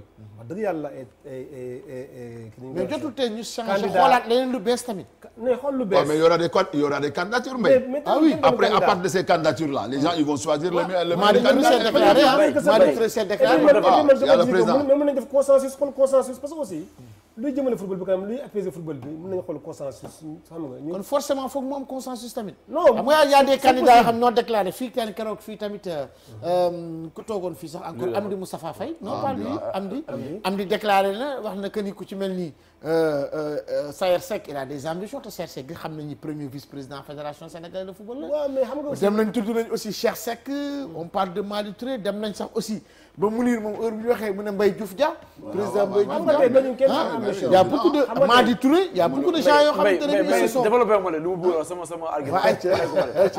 donc c'est juste que ni su xam nga ni su Mame Adama Ndour waxee. président man jàpp naa ne Augustin le meilleur candidat c'est Augustin Senghor. mais man ce que je dis tout le temps mooy li ma waxoon léegi je suis constant dans mes propos mooy Augustin il a eu des ambitions internationales. c'est bien on a tous supporté ñu yéene woon ko CAF yi li am na pour moi il n'a qu'à se concentrer au niveau de la CAF parce que dafa am benn affaire bu am solo mbay on n'a pas besoin d'hommes forts mais on a besoin d'institutions fortes c'est très important wax jooju et que changement du question day dem ba doxatu ñuy changer de bu muy doxee fa nañuy changer Augustin macha allah son bilan est positif am na lu mu fi jot a def lu mën a positif mais am na lu mu fi jot a def lu bëri lu baax mais nekk nañ ñëw il y a des vice-présidents qui l'entourent wax nga sànq Sayer Seck Madi quoi qu'on puisse dire c'est un exemple pour le football sénégalais teg na fi un budget boo xam ne des clubs traditionnels ñu ngi fi xalaat nañu ko amuñu vision boobu donc c'est des gens comme ça des hommes forts yoo xam ne war nañu mën a jël football bi yóbbu ko beneen niveau et quoi qu'on puisse dire aujourd'hui on parle de Aliou Cissé tey si la fédération n'est pas autonome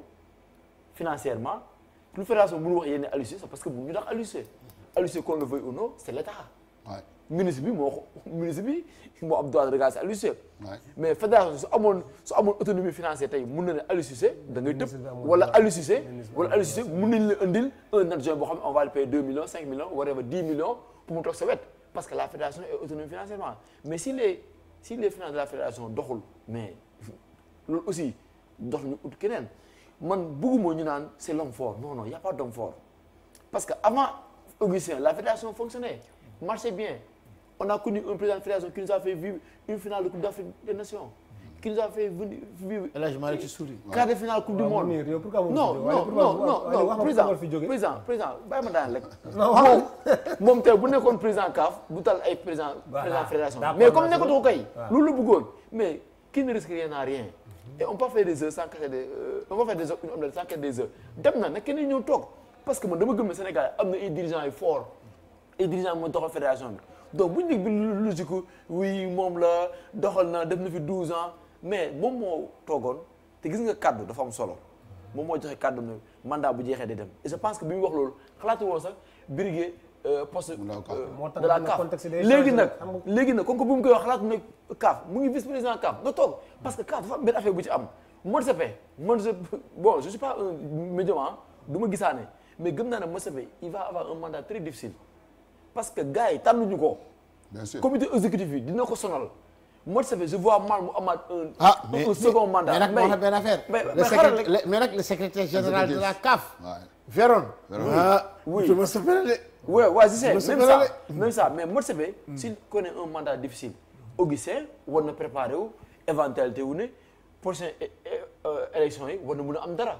parce que il est le premier vice-président de foofu nag liggéey loo xam ne moo koy teg foofu mais pas dañu nekk suñu fédération. yaa ngi bëgg a xam prochain moment mu am dara parce que nga bëgg ko génne fédération sénégalaise. non mais problème mooy moom moo joxe kàddu wax amul li nga wax amul continuité amul logique. mais aussi des gens non am na logique parce que aussi bu nekkee yaa ngi xaar prochain moment mu jël mais il faut mu mais aussi am na logique parce qu'il a fait 12 ans c'est le seul qui a fait 12 ans. te aujourd'hui dans son mandat bëgguma tudd ay tur te Augustin bu ñu toogee naan bilan Augustin positif na petite catégorie bokk na si te bu ñu nekk petite catégorie bu ñu su génnee mbéy ñu tax non mais ñooñu ay liggéeykat lañu. waaw li nga wax ñoom ay liggéeykat ay Madi liggéeykat. mais Adama wax na affaire consensus peut-être que. dinañ ko def consensus. parce que kii nga Mbaye Diouf liggéeykat la man xam naa ko ba Mbaye Diouf c'est un ami à moi. waaye Boy Madi xam naa ko bu baax a baax. waaw ñooñu ñëpp xam naa leen bu baax a baax ay liggéeykat lañu. mais vous pensez que Moussa vous pensez que consensus dina am avec tous ces gens là qui ont des ambitions. consensus dina am man de affaire technique laa gën a mën a wax ay affaire kii moom ay affaire fédération yooyu. mais consensus mun na am. c'est possible am nga xam nga la moo am solo. lu am solo mooy nañu fexe ba ñëpp ñoo xam ne ñu ngi yëngatu ci football bi gis seen bopp. les forces vives mun na di dexe seen input. si compétence yëpp ñu dugal leen compétence yi loolu moo am solo. parce que compétence yëpp ñu dugal leen. comme ni nga waxee rek am ñu am benn structure bu forte moo gën ñu am ay. non man je suis pour.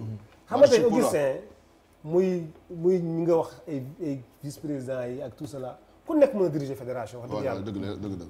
xam parce que aussi nit ñi am nañu expérience yàgg nañu ci football bi. mais nag aussi consensus dafa baax ci lépp parce que aussi waxtaan ba juboo fexe képp koo xam ne mën nga indi dara si football bi rek nga ñu boole la ngay wax saxaat nit ñi di la déglu. waaw mais nga defe ni Adama au niveau de la fédé là léegi gars yi daañu mën a ubbi affaire buntu yi yaatal. buntu yaatal mais buntu yi tëjuwul. ah non si buntu yi tëju am na ñu tëju. ah naka la tëjoo. il faut gars yi yaatal il faut gars yi am na buntu yu tëju am na buntu yu tëju tax na dinañ yeggali waxtaan bi. il faut gars yi yaatal Adama. kii Mounir wax na ko léegi il a brossé quand il parlait de 2002 et sur ça la ñuy ñëwee ci li nga xamante ne moom mooy le portrait du jour. Il était l'entraîneur de l'équipe nationale du Sénégal. Il a amené l'équipe en quart de finale de la Coupe d'Afrique des Nations, en finale de la Coupe du Monde, autant pour moi, en finale de la Coupe d'Afrique des Nations. Je parle de Bruno Metsu, le portrait du jour avec Ababacar Tounkara. Le Sénégal a connu de grands entraîneurs, mais il restera l'un des plus grands de son histoire, mais également de l'histoire du football sénégalais. Un lion blanc venu de France. De son vrai nom, Bruno Metsu, communément appelé Abdelkarim Metsu après s'être converti à l'islam. Il est un ancien joueur professionnel de 1975 aux années 1984. Par la suite, il devient entraîneur formateur au centre de formation de Beauvais. Il y devient entraîneur de première division à partir de 1987. L'équipe, sous sa direction, atteint les quarts de finale de la Coupe de France en 1988. Après avoir entraîné l'équipe de Beauvais, Bruno Metsu dirige les joueurs du club de division 1, Lille, puis il va successivement à Valenciennes, Sedan et Valence avant de commencer une brillante carrière internationale. Tenez-vous bien, une carrière internationale marquée avec la génération des El Hadji Diouf. Il mena les Lions de la Teranga du Sénégal à leur première Coupe du Monde en 2002 au Japon et en Corée. Les Sénégalais y ont étonné tout le monde en battant 1-0 lors du match d'ouverture de l'équipe de France. Tenante du titre, ils ont réussi à atteindre les quarts de finale de cette compétition où les Lions finalement seront battus après 1-0 par la Turquie. Cette même année, en 2002, il s'installe aux Émirats Arabes Unis. Il entraîne alors l'équipe Al Ain Club avec laquelle il est 2 fois champion des Émirats, mais surtout vainqueur de la Ligue des Champions de l'AFC en 2003. Il a ensuite entraîné d'autres clubs du Golfe arabo-persique au Qatar et en Arabie Saoudite. Après plusieurs succès nationaux et continentaux à la tête d'équipe locale, Bruno Metsu devient le sélectionneur de l'équipe nationale des Émirats Arabes Unis de juin 2006 à septembre 2008. Avec cette équipe, il remporte la Coupe du Golfe des Nations en janvier 2007. Il prend la tête de l'équipe nationale du Qatar comme sélectionneur à partir du 25 septembre 2008. Le 3 février 2011, Bruno Metsu est limogé de son poste une semaine après la défaite de son équipe contre le Japon lors des quarts de finale de la Coupe d'Asie 2011. Il rejoint par la suite en mars 2011 Al Gharafa Doha pour une durée de 2 ans et déclare alors « C'est un bon challenge, le groupe est bon et est intéressant. On peut faire quelque chose de bien ». Après une défaite en championnat, il est licencié 1 an plus tard, le 15 mars 2012. Avril 2012, Bruno Metsu est proche de devenir le nouveau sélectionneur du Sénégal. Mais hélas, finalement, c'est Pierre Lechantre qui est nommé à ce poste. Il rejoint finalement le club d'Al-Was à Dubaï en juillet 2012 en remplacement de Diego Maradona et s'engage pour une durée de 2 ans. En raison de problèmes de santé, il démissionne le 26 octobre 2012 et meurt dans sa ville natale le 15 octobre 2013 des suites d'un cancer à la clinique des Flandres. Converti à l'islam en 2006 et selon sa volonté, son corps est inhumé au cimetière musulman de Yoff au Sénégal. Bruno Metsu, l'homme de la CAN de 2002 et la Coupe du Monde, un roi lion aux cheveux blancs, à l'histoire ancrée dans les annales et dans les mémoires des Sénégalais. Bruno un jour et Bruno pour toujours pour le Sénégal. Vous avez encore 1 minute sur chrono bi par rapport à Bruno Metsu lan ngay wax ci système. Un grand homme, voilà, quelqu'un qui a apporté énormément au football sénégalais, voilà. Kenn koo xam ni vraiment bëggoon na réew mi trop ba mu jaral ko mu am fii soxna tuub fii voilà du yóbbu équipe bi fu sore voilà. Quelqu'un boo xam ni daal vraiment que il faut pas que les gens l'oublient parce qu'il a fait vraiment def na fi liggéey bu mucc ayib man dama doon jotanteeg moom ndeysaan. Même dans ces derniers jours man j'étais souvent au téléphone avec lui. Je discutais beaucoup avec lui ndeysaan. Même si ces derniers jours il était fatigué ndeysaan. Je discutais beaucoup avec lui mais c'était un très très grand monsieur. Quelqu'un qui aime énormément le Sénégal. C'est pas pour rien que ñu suul ko fii quoi machallah. Yàlla na ko yàlla yërëm. Yàlla na ko yàlla baax vraiment. Vous avez connu l'homme en France en tant que joueur? Ouais, non, je l'ai pas connu en tant que joueur. En tant que joueur, je l'ai pas connu parce que Bruno, je sais pas quelle année il était à Valenciennes. Parce que man je suis allé en France en 87 hein, après la CAN de 86 là. Mais c'est là où je suis parti hein. Mais je sais pas, mais Bruno, je l'ai pas connu comme joueur. Je l'ai connu comme entraîneur, oui, comme entraîneur. Okay. Et quand il a pris aussi la sélection nationale aussi, bon, je dama doon échanger beaucoup ak lui ndeysaan dama doon échanger beaucoup ak lui mais quelqu'un boo xam ne vraiment c'était un Sénégalais quoi mën nañu wax ni rek Sénégalais la parce que réew mi bëggoon na réew mi trop machallah vraiment. D'accord, merci beaucoup coach. Président. Bon lu ñu def mooy di ko ñaanal yàlla xaare ko àjjana. Amiin. te aussi njabootam wax dëgg yàlla teg ci loxo. Comme ni ko doyen bi waxee c'est-à-dire que dafa marqué si analyse football Sénégal. wax dëgg yàlla gëwuma nañ ko fàttati. lu ñuy war a wax rek mooy ku bëgg Sénégal la parce que aussi wane na ko bala bu fi nekkee et puis amoon na amour bi nga xam ne joueurs yi mu doon nekkal di nga xam ne di nga gis seen complicité. ba xam ne fi ba nga xam ne wax dëgg yàlla lu jéggi dayoo la. et que fi mu nekk nii. yàlla jël na ko fii nañu ñaanal am na projet bu ma gis soxnaam bi di def fii. nañu ko ñaanal aussi projet bi antu. aussi mooy wane continuité bi. c'est important. moom de déglu na bi ñu ne xam nga Aliou Cissé il joue dans l'axe. mais moom déglu na bi ñu ne Aliou Cissé nañ ko clouer ci digg bi. devant la défense. teg Pape Malick Diop ci gannaaw ak Lamine Diatta moom de déglu na xam naa ne peut-être déglu woon na à l'époque boobu. su fekkoonte ne oreille boobu noonu mu am su ko suñu coach bi amee dina gën a baax de mu waaw macha allah c'est un grand homme. Comme li nga wax déglu boobu ça montre qu'il est flexible. Je pense que Maodo Wade moo njëkk a wax loolu. moo tamit yàlla na ko yàlla yërëm. feu Maodo Wade moo njëkk a wax ne Aliou Cissé c'est pas un demi-centre. C'est un milieu défensif. Il peut être le libéro du milieu de terrain loolu la ko waxee woon sax. waaw mu ne Aliou Cissé peut être le libéro du milieu de terrain. Donc Birame c'est un grand homme qui a beaucoup fait pour ce pays. Qui nous a fait écrire aussi les plus belles pages de notre football. Même si Kek 86 aussi c'est une très belle génération. mais ñii def nañ finale dem nañ aussi quart de finale coupe du monde. chose qui n'était pas aisée à l'époque boo xalaatee Danemark France nu mu mel noonu même Uruguay c'était pas facile du tout. donc man li ma gën a neex ci coaching am mooy comme nu nga ko waxee apaisement bi jubóo bi am ci biir collectif yi mais aussi une chose qui est très importante boo xam ne Aliou Cissé war na ci jàng mooy bi lu si avec son 11. match bi 11 bi la Messi 20 match 24 heures avant bu ñu la waxoon classé di nga classé.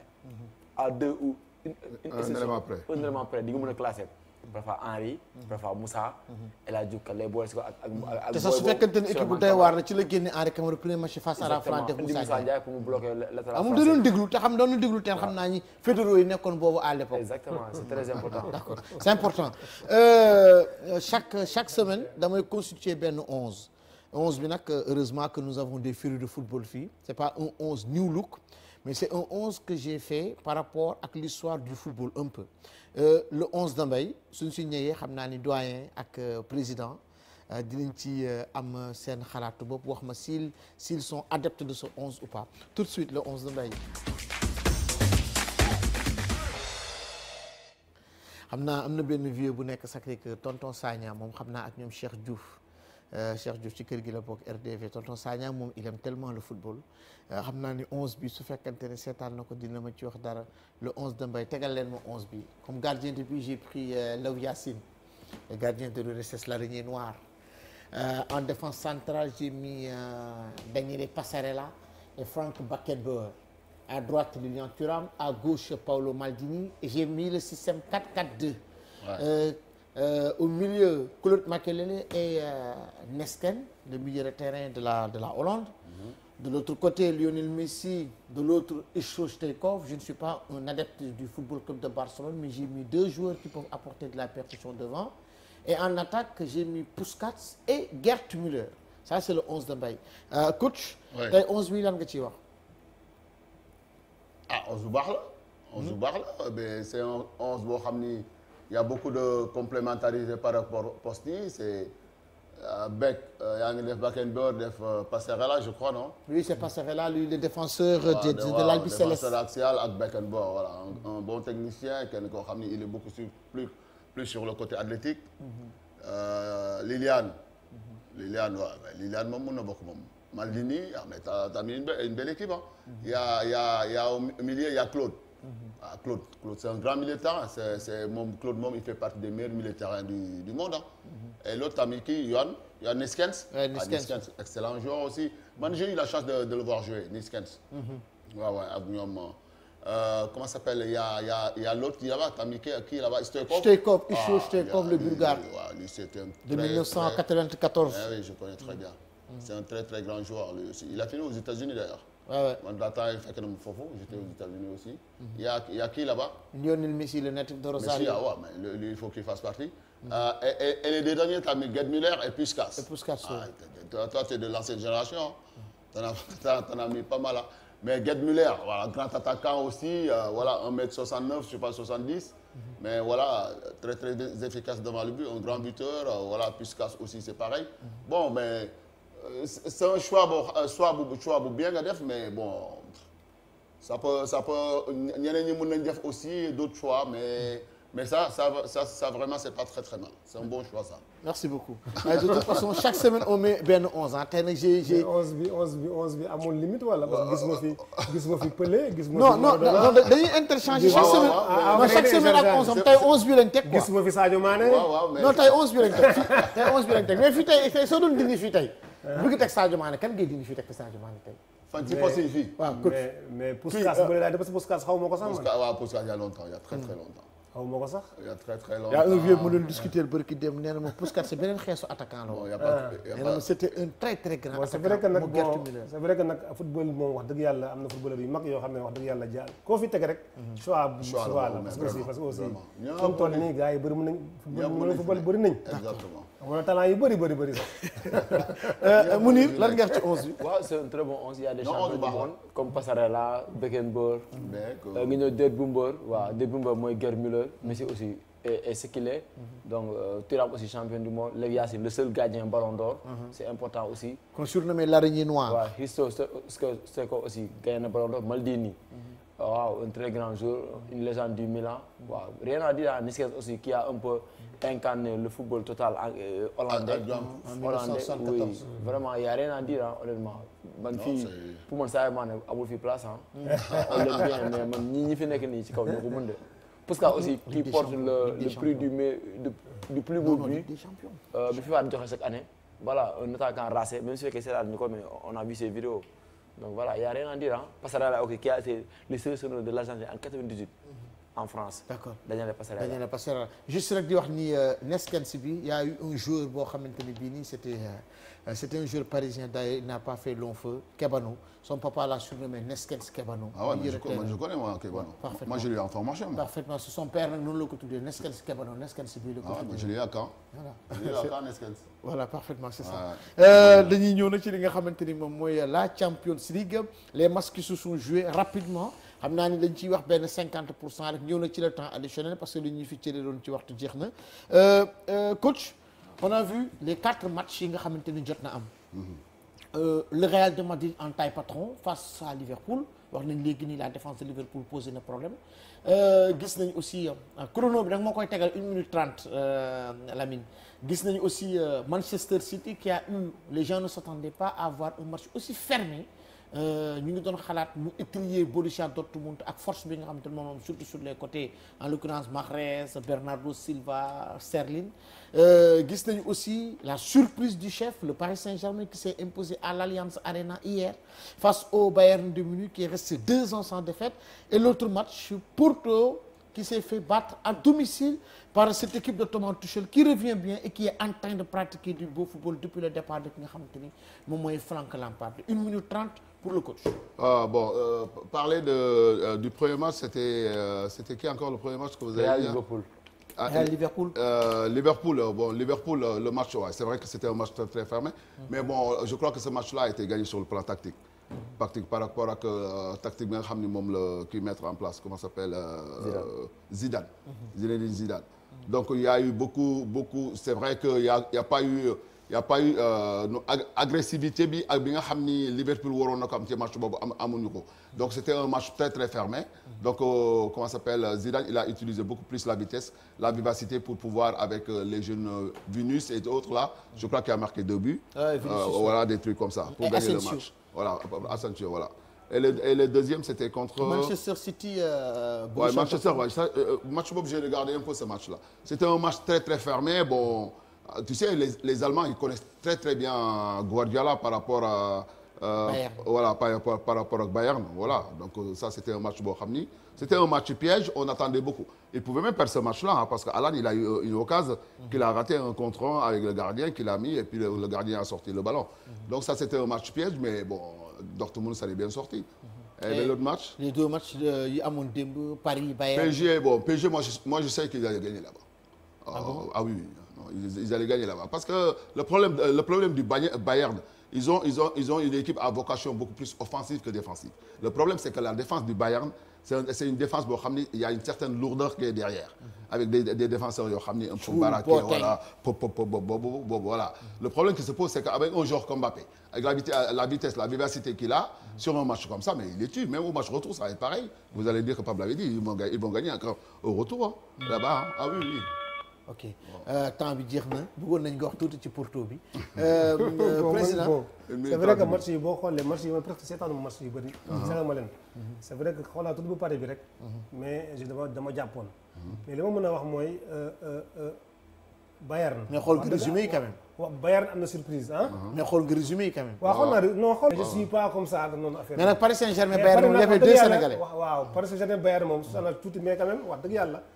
résultat bi man bett na parce que man pour man Bayern day wax dëgg yàlla.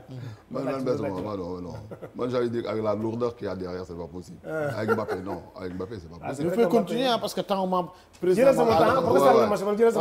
non li ma wax sax am na mais avec Mbappé, avec une défense boo xam ne il y a une lourdeur derrière, c'est pas possible. Le gamin avec la vitesse qu'il a actuellement, avec la forme où il est actuellement, c'est pas possible. Boo joué ak moom noonu moom da lay gagner moom. S'il y a une lourdeur derrière, il est tue. Le match retour, ça va être pareil. Est-ce que loolu équipe Bayern bi fi ñu toll nii mënuñu ko mais c'est une équipe joueuse. Mais Bayern c'est une équipe joueuse dañuy jouer.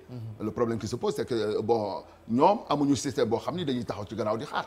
ñoom dañuy ñëw ci kaw. Donc bu ñu ñëwee ci kaw profondeur bi lay am. Ils sont beaucoup plus forts sax sur les côtés. Exactement sur les côtés. En l'occurrence Leroy Sané, Aziz Sané et Kingsley Coman. Comment ça s'appelle voilà. Et des fois Cheikh Gnabry qui les a coûtés aussi. Mounir nga gis li nga xamante ne bii nii moom mooy match Ligue des Champions jot am mais dama bëgg ñu taxaw tuuti ci match Bayern de Munich bi parce que tu es un grand supporter bavarois. dégg nga li nga xamante ne moom la coach wax léegi nii est-ce que ak absence aussi Goretzka bii nii match bi parce que nee nañ il se préoccupe. beneen affaire la trempe de Lewandowski. beneen affaire bi am mooy au match retour sera la même chose ah Paris va avoir des occasions Bayern benn identité la am noonu luy jouer loolu seen ADN la ils vont jouer haut ils vont avoir le ballon maintenant le problème qui se pose mooy c'est le facteur qui est déterminant est-ce que le Bayern sera en réussite.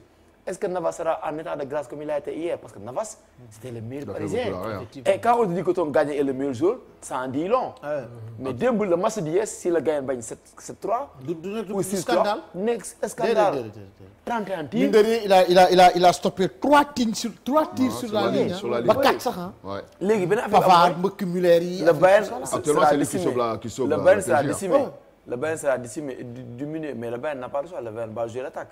Paris avoir des occasions derrière. Maintenant, le point qui se pose, moi, si Paris marque ces occasions qu'ils vont avoir derrière dans le compte, le Bayern sera mal barré. Je rappelle que le Paris Saint-Germain va reprendre ses joueurs. Mais une chose, Paradès, Verratti, il se pourrait. Mais une chose, l'Allemagne connaissant leur mentalité de nous bailler. Et que aussi, les femmes, affaire bon, pourquoi Bayern dit-elle?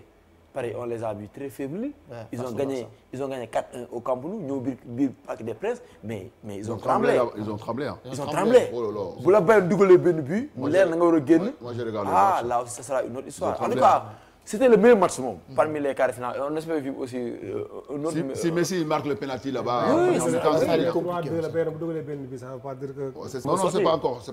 D'accord, c'est pas encore fait. Non. dañuy ñëw ci li nga xamante ni moom mooy le temps additionnel rapidement. Mane, brilliant from Sadio Mane! Le Sénégal mène 2-0. Henderson forward. Coach président Mounir moom nand na ko le temps additionnel je vais donner des images des joueurs maintenant vous allez me dire les joueurs ñan la ci. Ah oui. Bon et c'est parti pour les images indil ma benn photo kii kan la Jean Vion. président ah Jean-Vion. d'accord indil ma beneen image maintenant président bokkatoo Mame Adama ndax la nga ne bokkuma. non kii laa wax coach bokkatoo parce que wax man na maa benn des. pare bii kii kan la indil Sénégalais rek. Non, kii du Rochito. waaw man enquête xam na ko. boobu la d'accord vas-y indil ma beneen image Mounir kii kan la Ah Stéphane Effenberg. Bayern. indil ma beneen image Chalana. effectivement Chalana l'attaquant portugais ancien des Girondins de Bordeaux. Ouais. indil ma beneen aussi coach bokkaloo bi indil ma beneen image kii kan la attends coach Mamadou kii du Ba Fall. non il a joué à l'Olympique de Marseille coach bul wax il a joué à l'Olympique de Marseille c'était un excentré très rapide sur les côtés ak ñoom Vercruz football nañ ñoom Adama xam na ko. du yum. non yow nag Mounir Ki xaw ma. Abdoulaye Diallo Abdoulaye Diallo. indil ma beneen image Des Ndiaye de Pikine là. kii nag attends coach c'est moom itam wax nañ léegi génération ñoom Johan Cruyff Ouais. ñoom Neskens c'était cette très belle génération moom itam très très bon c'était un joueur néerlandais de Rinus Michels. déedéet ayca Mame Adama Français. coach Attends, je vois. Oh là là. bon c'est René van de Kerkhoff Ah oui. Oh là là. René van de Kerkhoff Bonjour. le milieu néerlandais Bon. Bon ñu ñu lay xam. ñu jóg. On n'était pas né, nous sommes pas nés hein. coach le mot de la fin lan ngay wax par rapport ak mais ak le- présidence su fédération pour ñu tëjee après ak Mame Adama Ndour mën na bàyyi parce que président. dégg nga li nga xam te moom la vice président fédération bi. waxee mooy que ni lañ jàpp ni président Augustin Senghor dafa nar a présenté léegi yaa nag ko wax de man yeneen candidat yi lancé wu leen maa waxagul loolu. waxuma loolu wax dëgg yàlla. maam nee na maam nee na affaire bi nañu xaar kon nañu xaar rek non au niveau de l'affaire comme on a dit comme li ma wax affaire bi nañu yaatal affaire bi rek. nañu yaatal affaire bi rek xool naka la ñuy def le maximum. Nous, ce qui importe actuellement c'est de gagner, d'essayer d'aller gagner cette CAN là. Voilà, c'est Vraiment il faut rassembler les forces vives pour essayer d'aller gagner cette CAN là quoi. Donc je voudrais souligner aussi quelque chose parce qu'il y a des mais tout dernièrement on a vu Niary Tally faire un terrain de foot là avec Djibril Wade, ça il faut les féliciter quoi. Il y a aussi un certain Eliman Lam, il y a un monsieur qui s'appelle Eliman Lam aussi qui a donné un terrain tout neuf synthétique à l'équipe de Liberté 6. et d'ailleurs même Voilà, duggoon na avec, sax duggoon na semaine dernière participé oui? woon na ci émission bi oui on l'avait vu par Zoom on a vu moom aussi le travail qu'il est en train de faire xam nga dama koy wax tout le temps y a de ces Sénégalais yoo xamante ni bii s'ils investissent te ñu ngi ci ombre bi bëgguñ sax ma Samba ou ma Demba wax ko. Ouais, c'est exactement. important Lui, il veut de pas, les sortir. lui aussi, il est C'est dans la important discrétion. que ñoom itam ñu Mais il faut les impliquer souligner quand même, des gars il comme faut ça, les c'est qu'il faut quand souligner même. des Non, gens si, qui sont en si, train si, si, d'investir ci football Sénégal. Non, il faut les souligner. di former di joxe ay pelouse synthétique de par leur propre poche sans pour autant attendre quelque chose de l'État du Sénégal. Exactement. Ça il faut vraiment Non, il faut le féliciter souligner. ces genres de personnes. Vraiment, sérieusement. Bravo Michel Lam par rapport à ce que vous êtes en train de faire pour le football Non, il faut le sénégalais et souligner. je rappelle que ni par rapport à la formation aussi des jeunes mu ngi ciy béy waaram. bu baax a baax a tellement mën a promouvoir ay jeunes yoo xamante ni ils vont être de futurs Sadio Mané pour le Exact- Sénégal. exactement. Et gis nañu aussi le travail qu'il est en train d'accomplir même au-delà du Sénégal moo xam muy Espagne wala foofu en France. À Valenciennes. Bravo Michel Lam À Valenciennes. à Valenciennes. Bravo Michel Lam par rapport au travail que vous êtes en train de faire Elimane. Exactement. Donc dédicace rek dédicace bu ndaw parce que moi j'ai des minots là que j'ai là. Donc à chaque fois que bu ma nekk ay télé yooyu dañuy bëgg ma leen di dédicacer moo leen dédicacer moo ne dañ may sonal. Ah j'ai dédicacé la. Voilà, il faut faire les dédicaces quoi. Donc il y a Bira, il y a Bira, il y a comment ça s'appelle Sen Saliou, Bira, il y a qui encore il y a Mamadou Faye. Et puis bon il y a qui aussi il y a Hassan, il y voilà les autres bon ils vont attendre la prochaine fois. N'est-ce pas. Président n'est-ce pas Mame. merci d'abord maa ngi lay remercier wax dëgg yàlla ci émission bi. Rabat laa ko ci émission bi ba tey semaine dernière Rabat ba tey di moo ci émission bi de mais damay jàpp. di nuyu doyen ak di nuyu Mounir. di leen féliciter di leen remercier si suñu bokk plateau bi. di wax ne aussi comme ni may wax chaque jour rek. sama xalaat ci candidature fédération bi sama xalaat laa wax parce que li ma bëgg laa wax. sa bëgg-bëgg mooy la. waaw Augustin nag mun na xëy wax lii mun na xëy wax lële. yow la mooy sa bëgg-bëgg. wax naa ko waxaat naa ko. mooy lan. c'est la reconduction de. waaw c'est mu que continuer mu présenté wu saaga ma pour man mu continuer. moo gën ci football bi parce que pour man dinañ apport waxuma sax moo gën parce que aussi lu gën a yàlla moo ko xam. mais dinañ apport de plus ci football bi. man daal loolu wax dëgg laa bu xëyee mun na xëy ne bëgg naa mun na xëy ne bëgguma kenn xamul. mais sama xalaat daal dinaa ko wax ok. mu ne yow da ngay ñëw par rapport ak dédicace rek rapidement. waaw man di me remercier aussi président ak kii monsieur Pape Fall yow tamit di le remercier aussi. bu dédicace am benn boy supporter Real Madrid la ak ancien étudiant UGB mu ngi tudd Djili Abdou Khadir Ngiraan borom Mamba. Djili maa ngi lay béggee di la ziar di la jaajëfal. waaw xalaa Madrid comme ni ñu koy waxee. et Ousmane le gardien de but de l'Africa Foot. Africa Foot man foofu dama fay nuyu le jeune Mansour Turpin. moom itam l'infatigable Mansour Turpin suma boy la. voilà et son grand frère Théo. et aussi Blaise toute la famille Turpin. c'est le président d'Africa Foot d'ailleurs. effectivement Théophile Turpin procureur que nous saluons aussi au passage. Excellente famille. C'était votre émission Team Inter merci coach Pape Fall franchement ci disponibilité bi.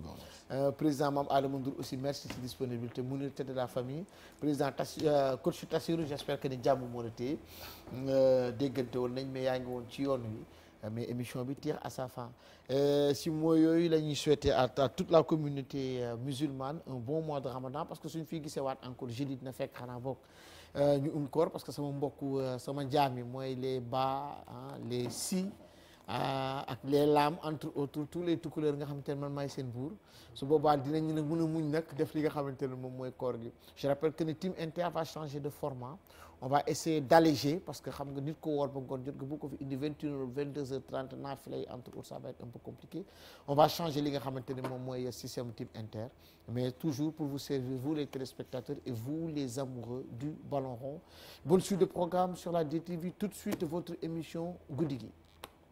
This is Daniel Sturridge and support from Mane. Brilliant from Sadio Mane! Le Sénégal mène